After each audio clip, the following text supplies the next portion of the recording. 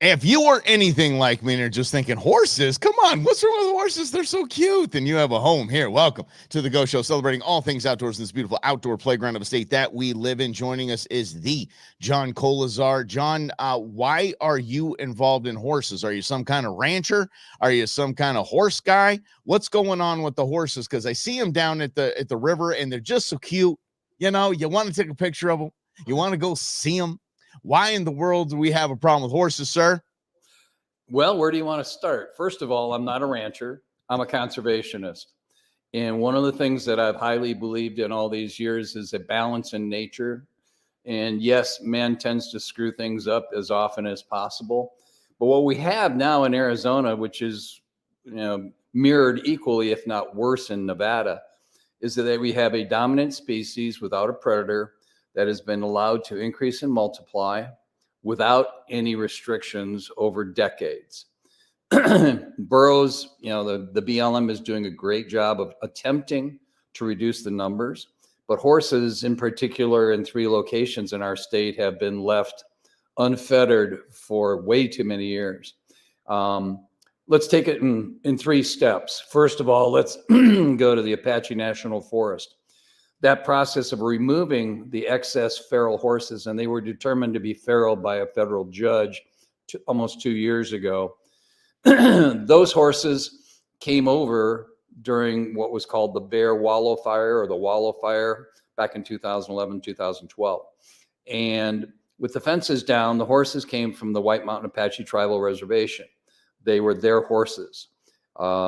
They did not show any interest in repossessing those horses, but they did repossess the cattle that had also come over. So those animals were returned. And these are, quote, livestock. They're not wild. They're not big game. They're not wild animals.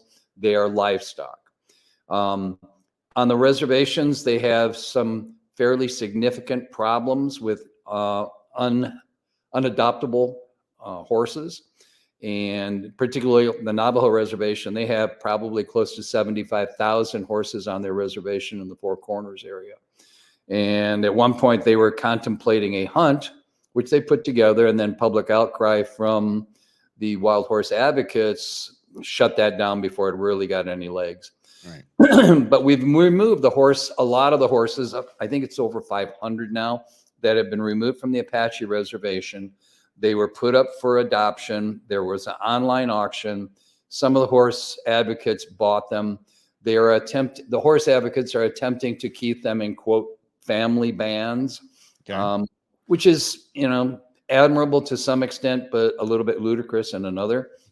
Right. And, sooner or later bands split up because the males that are born to the mares, sooner or later they want to fight to be the stud of the family, and they break off.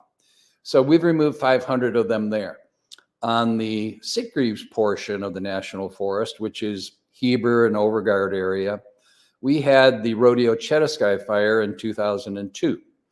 That fire decimated huge areas, and it also brought down fences all across the border between the White Mountain Apache tribe on the west side.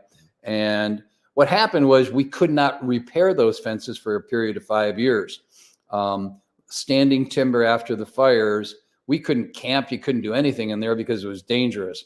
A big wind blows and it knocks everything down. So for 5 years, horses were allowed to come over from the tribal reservation area.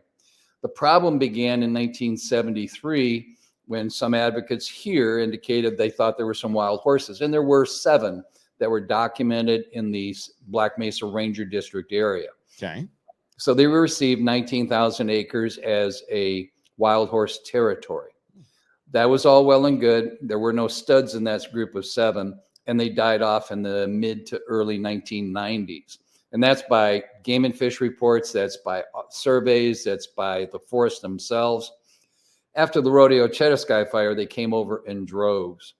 Now, current estimates have them anywhere from 1,200 to 1,900 horses on the Sitgreaves portion. I commented to the commission a couple Fridays ago that we had some issues because the deer and elk numbers had been reduced dramatically.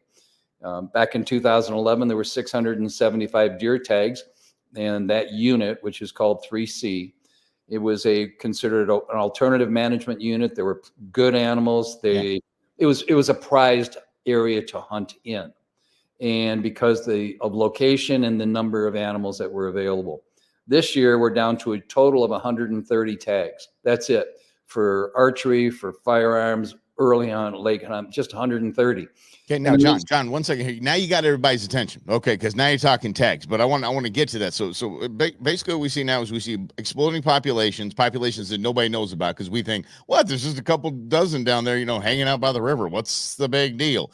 We're talking thousands and thousands of horses here, and now we see it's impacting our way of life in the Arizona sportsman. So let's back up a sec here. Why are we so concerned about horses and population? What is why don't we just handle the problem is basically probably a better asked question. It depends on where the horses are located because of the configuration that the federal government has outlined.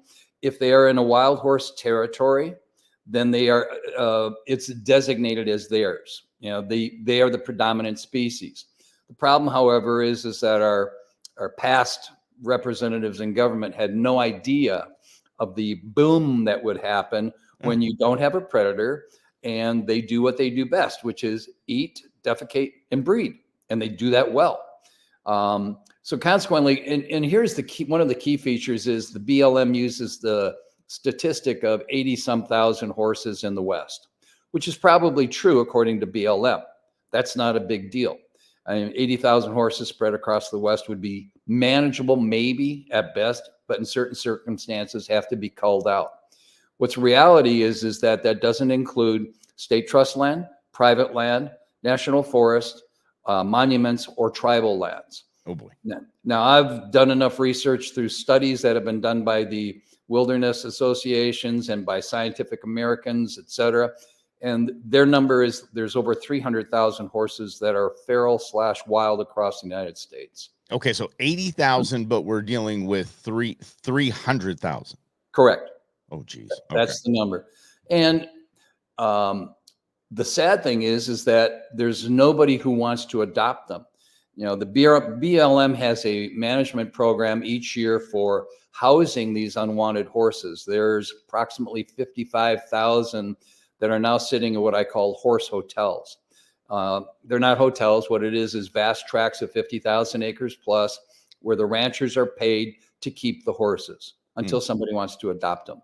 There are some lots where they're kept. There are some auctions that go on. The government will pay you $1,000 to take a pony. You have to keep it, but I mean, they're paying you to go and get that animal. That's wild. I'm glad my kids are grown now, because if my kids were still in their early teens, Dad, did you hear what John just said? Dad, did you hear? They'll pay you. We can have a pony. Yeah, it's like getting a free dog. Yeah, there's nothing free. Right. The problem with the horses, though, is that because of the excess number, and by the way, the annual budget just for BLM alone is $81 million to the federal taxpayers each year. And it goes up. It used to be 30, 40, 50. Now it's over $80 million. And there's no solution because they don't have a predator. So we're faced with some consequences there. Now, talking about the Salt River horses, I know there's currently litigation. The Center for Biological Diversity, Arizona Wildlife Federation, Arizona Deer Association, Bighorn Sheep Society, they are all co-signers to the center's signature litigation. All they're asking for is to have a NEPA performed on the land. It's 19,000 acres.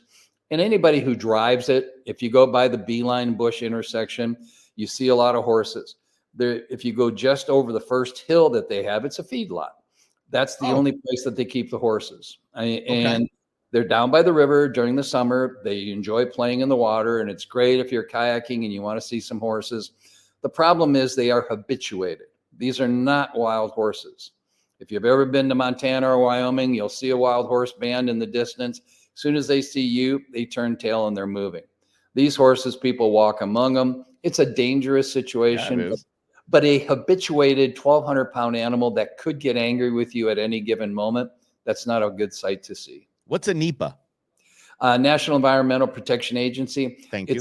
they're asking for them to perform an analysis on what is the impact of these animals on the forest itself. And on that 19,000 acres, I was part of the collaborative back in 2018-19 for the Salt River. And at that time, they determined that if there were cattle, they would allow 12 head of cattle on that land. Because it was horses and because of the uneducated public outcry about how pretty, don't hurt these little animals. What they've done is they've nuked all of the available vegetation all around that 19,000 acres. Consequently, they have feedings that they have to do or they would starve to death. And the animals are in a situation that is untenable. It is not natural. It is not wild. And they are fed pets, basically. Yeah. And so what happened? So what happens? We saw them there. The outcry was, oh, they're beautiful. We need to keep them here. And then biologists and scientists that know damn well better said, no, we don't. But basically the heartstrings won, and they get to stay for that. And then the horses started tearing up and decimating all of the vegetation and growth, and which screws up the whole, circle of life business down there. And now we have to feed them or they're going to die, because if they die, there's going to be a lot more heartstrings and a lot more crying and screaming. So now we're starting to feed them, and now they're just pets. Yeah, and the annual feed costs, I've seen some of the stats from the Salt River Wild Horse Management Group. It's about $50,000 a year to feed. Here's another key. The state of Arizona passed that law back in 2015 saying these are not to be touched. They told them that they had to stay, which was ludicrous that the Forest Service agreed to it. But with political whims as they are, and the politicians running to hide because they didn't want the anger of the American Wild Horse campaign, they decided to accept it.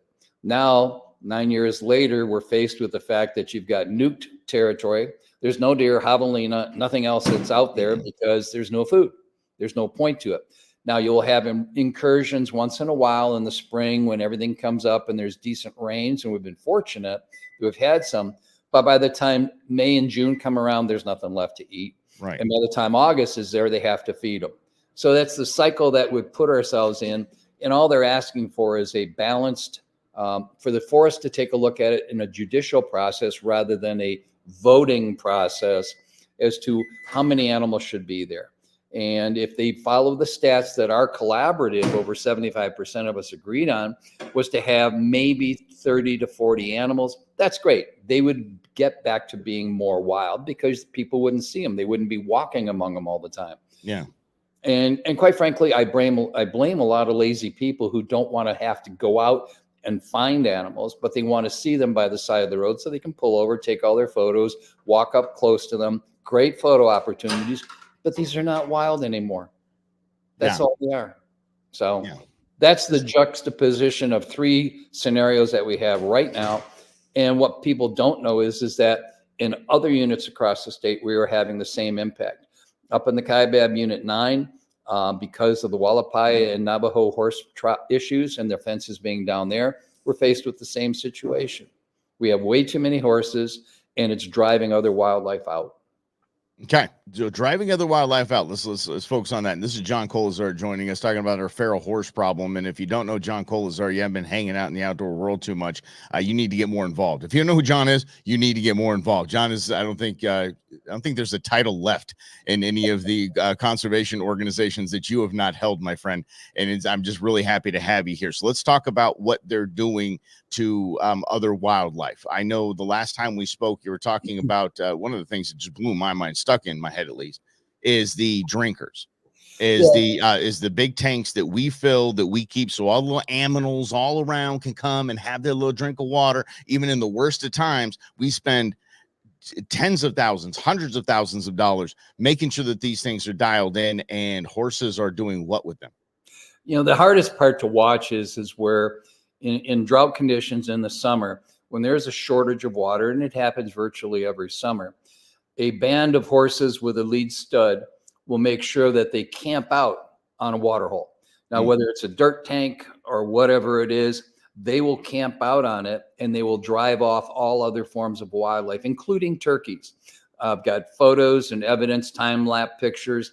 You'll see elk coming into the water where the horses are there. The stud will drive them off, and they'll stay on the outskirts, and the horses don't leave until there's no water left in the drinker. Then they'll go and try and find another source of water to do that.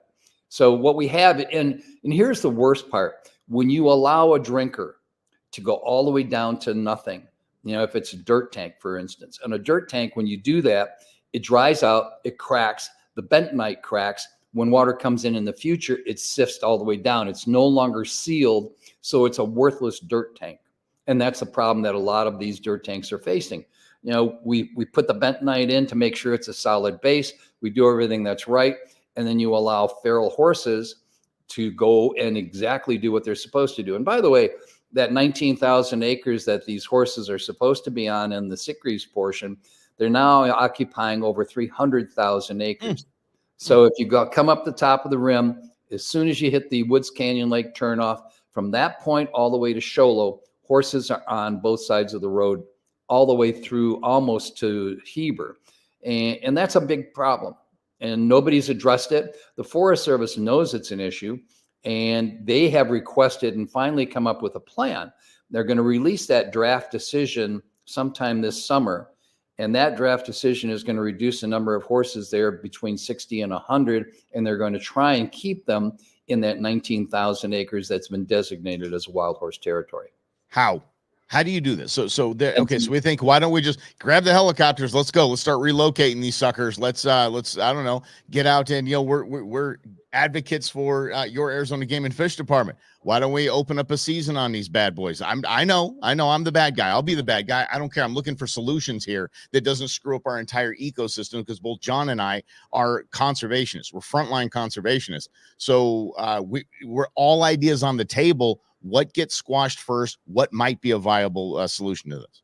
I watched the process that when they went through on the Apache side of the forest. And I know the contractor, Jackie Hughes, she did a great job.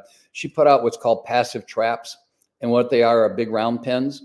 And I mean, you had guys in ghillie suits who just waited until they came in and ate and closed the door.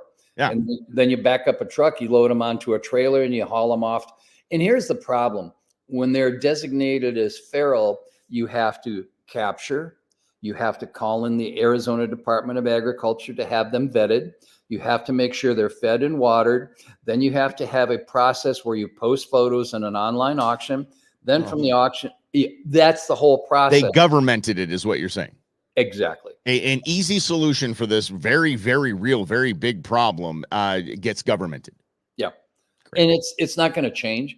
So we've adapted to that. But I suspect that if they placed trapping devices along in the Heber area, it would probably take the better part of 2.5 years to remove over 1,000 horses. Okay. And they're not totally dumb. They get the idea of traps sooner or later. It Sure. takes time. Yeah.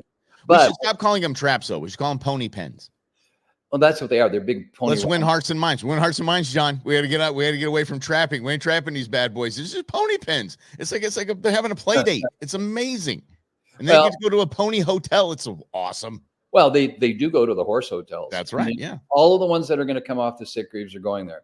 But that draft decision that the federal government is going to come out with will be this summer, will mandate that they do that. Now, is the federal government expecting a lawsuit by the American Wild Horse Campaign? Possibly. However, because of the numbers of horses that are there, because of the management activity that they went through with the collaborative up in the Heber area, and because of the decisions that everybody came with, they're really on fairly solid legal ground to remove these horses to a manageable number.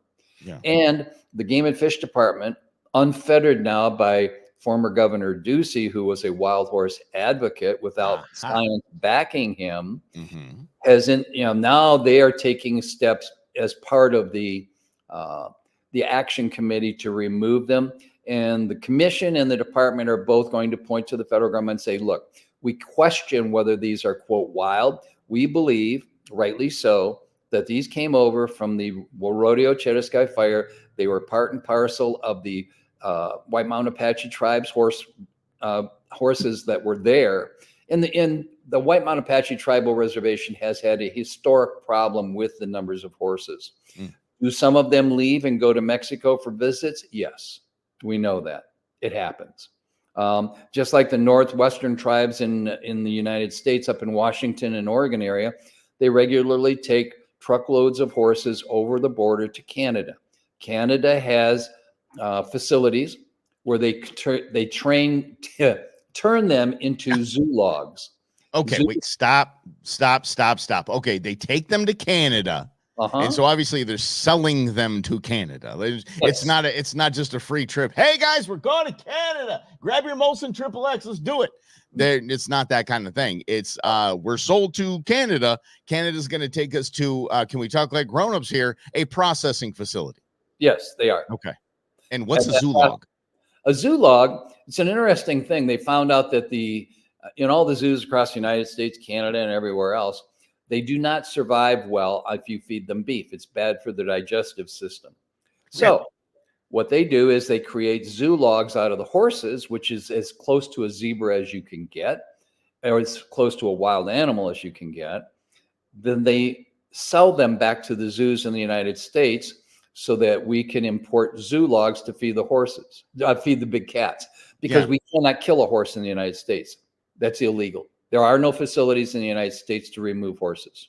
Don't brush over that. Say this again. It is illegal. Yes. To process a horse here in the Estados Unidos. Yes. Okay. Okay. But I'm actually writing this down now because I want to. This is a nice business model. I can move to the border of U.S. Canada. I think I can. This is fantastic. I mean, but think about how dumb that is. Okay, we're gonna sell them. Okay, we're gonna sell them to Canada. Yep. And then Canada's going to process them and turn them into zoo logs because you can't say horsey meat. So you got to say zoo log. So then we buy them from, hey, what are you guys buying? Oh, zoo logs. Oh, okay. That's totally okay. Oh, what are you guys buying? Horse meat. No! Yeah. So that's it. And then, but because we love our zoos, we love our little animal sanctuaries. So there's so much here. There's so much hypocrisy and awesomeness in the story. I'm telling you. But there is a lawsuit. What are we doing with the lawsuit? The lawsuit is asking for the NEPA on the Salt River basis. They want to remove horses because, if you look at what's happened to the land itself in that area, it's nuked. There's no vegetation growing. We've had studies that have been done by certified people from both the federal government and the U of A. They went out there. There's no perennial grasses left. They're cooked. It's gone and done. Wow. And so what they want to do is reduce the number of horses through that NEPA process, pointing out to the fact that, hey, you really should have maybe 30 to 40 horses in that 19,000 acres that you have here. That's it. Okay. That's all they're asking for. That's all it's asking for. And why is it taking so damn long? Because of populations of people, voters, those people who are uneducated, who don't understand the natural process, do not understand wildlife, do not understand the demands and needs of real wildlife and what has to happen out there. And, you and I both know animals live and die. Sometimes death out in the wild is a lot worse than dying through an arrow or a bullet. It always is. It almost always is. They don't listen. Horses and elk and deer do not just find a nice tree and watch that last sunset and just say, "Oh, I've lived to go to." No, they're eaten alive. Yeah. Look, if you're on Instagram, go to Nature is Metal, and you tell me that I'm wrong for hunting. I don't want to hear it. I don't want to hear it anyway. But okay. So why don't we turn Mexico into a giant horsey pen, a pony pen? Why don't we send them down when they go visit their pals down south and just make sure they don't come back up? Well, there is a large faction of horses from other states and probably some here from even in Arizona, not because of public lands, but tribal nations. They do send them down. They get money for them at the border. And quite frankly, Mexico feeds people with them. Yeah. I mean, it's a higher. We have to talk like grown-ups. We just have to talk like grown-ups here because my daughter, one Christmas when she was a little kid, wanted nothing but My Little Ponies. She wanted My Little Ponies. Ponies are the greatest thing. The kids are conditioned to love ponies. We as young men riding the horses, cowboys and Indians, playing that stuff. We're conditioned to love these beautiful, and they are beautiful. They are majestic. We want to conserve them. We want them to not go away, but we also want them to not decimate our entire landscape here in Arizona. So yes, Mexico does feed people with horses. Yes, they do. A lot of countries do. Yep. Oh, I mean, Canada still has horse. You can still buy horse meat in Canada. Hmm. Germany, Austria, Hungary, all of those places, they all have recipes for horse meat. Yeah. You know, it's a given. It's a protein base that's better for you biologically than beef. And I'm swear, I'm sorry. I'm sorry to all the cattle ranchers here, but horse meat is better for you biologically because it has less fat. Yeah, and by the way, I think the cattlemen are okay because they understand. They're like, it's going to take an entire political shift for America to shift from beef to horse. A new universe that we have no part of. Jeez. Yeah. And by the way, the giant universe politically that has no idea. So you talk about those groups of people that are uneducated on the way things work. Talk about the people that are making the laws. It's blinding to me that we have to bow to political whim instead of, I don't know. These are the same people that are telling us follow the science. Okay, we'll follow the science. Oh, you don't like the science? Oh, no. Okay, yeah. It's a whole different ballgame. Well, fortunately, Governor Hobbs has indicated she is more than willing to follow the science. Cool. And in all of the the stuff that we've talked to them about, they get it. They are not dealing on the emotional level; they're dealing on the science level. But the beauty of everything here is that in the legal process, if they're forced to perform the NEPA, which is what they are asking for, if they're forced to perform the NEPA, they're going to find that they need to reduce that number of animals. You know, the Center for Biological Diversity filed lawsuits back in the 80s and stopped cattle ranching because there wasn't enough food. And yet now you've got over 350 horses still out there in that 19,000 acres. It's silly. Right. Okay. Now one more thing before I let you go here. What about me and you riding around the F-150, go ahead and the birth control option where we just go, put a little dart in the booties of all these mares. And then for a year, they can't breed. Why aren't you and I doing that? It sounds like a hell of a time. Well, that's great. I mean, for the 300 horses in the Salt River, they've done that. But even Simone is allowing a few select mares to become impregnated. And by the way, when you put that fertility control into a mare, they come into what's called season once a month after that. Mm-hmm. And so what that does is it makes the stallions real happy because all of a sudden they're busy. Yeah, I got you. Yeah. Monthly basis instead of a 6-8 months basis. But all these mares want me. Yeah, they do. That's awesome. Here's the problem. When the mares don't become pregnant, biologically, it's like they sense something's wrong. They're not getting pregnant.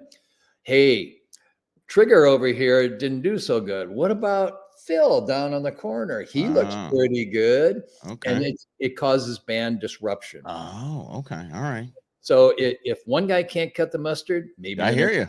Yeah. So it causes fights within the bands. Just say it's not me, it's you. I get the whole breakup system. Yeah, it's pretty rough in there. It's pretty rough in those bands.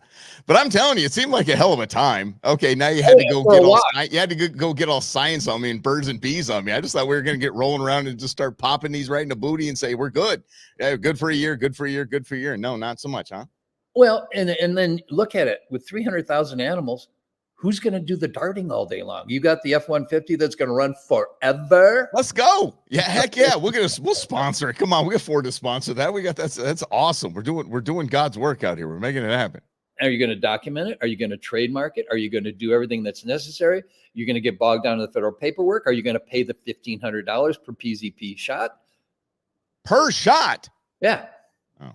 I'm looking for a government grant on this. Get swiping on the horn. I'm looking for government funding on this one.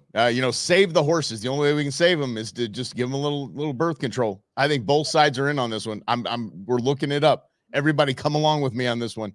John, you are absolutely awesome. I love that you come on the show. I love that you help us out with this because this is something that I would say the vast majority of the state does not understand because they think there's just a bunch of horses on the salt and they're so beautiful and they're so great. They don't know there's a problem. And there's a problem outside of those horses. And that there's a lot of politicians going, la, la, la, la, la, la, la, I can't hear you. I can't hear you. And then there's guys like you that are on the ground really pointing out this problem and actually doing something about it. So we're thankful for you. Appreciate it. Mike, anytime. Right. You know that. Have fun. All right, let's do this. Why don't you? The weather's going to be pretty dang nice this weekend. Why don't you get outside and do something? How about that? We'll chat about it on Monday at 11 right here on The Go Show. Thanks for hanging out with us.